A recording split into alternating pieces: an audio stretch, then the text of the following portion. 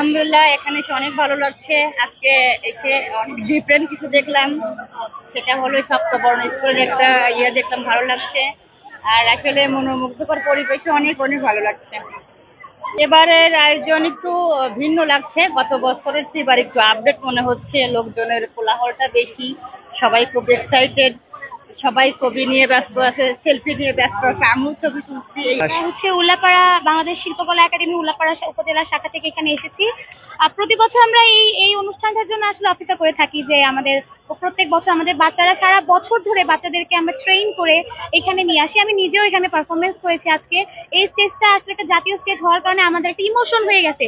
আমরা উল্লাপাড়াবাসী যখন সাজাদপুরে আসি, আমাদের সাজাদপুরে আসার মেইন কারণটাই হচ্ছে আমরা প্রতিবাড়িতে আসবো, প্রোগ্রামটা করবো, এনজয় করবো। আমরা সব মিলিয়ে আমরা উপভোগ করি জিনিসটা খুবই ভালোভাবে। দ্বিতীয় দিনে ঘুরতে এসে অনেক ভালো লাগছে।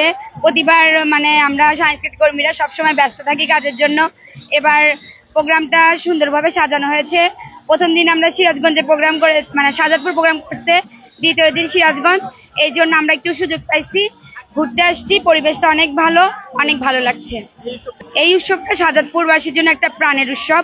আমরা সাজাদপুরবাসী রবীন্দ্রনাথকে পালন করি এবং ধারণ করি, এই জন্য আমাদের কাছে এটা অনেক গুরুত্বপূর্ণ একটা উৎসব।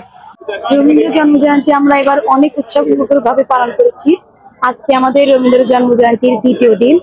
তো আসলে দেখেন কত লোকের সমাগম, এটা আমাদের সাজাদপুরে হচ্ছে একদম প্রাণের উৎসব। 3 দিন ব্যাপী আজকে দ্বিতীয় দিনে আমরা এখানে দেখতে পাচ্ছি অনেক দর্শনার্থী। প্রথম দিনের তুলনায় আজকে তুলনামূলক অনেক বেশি দেখা যাচ্ছে।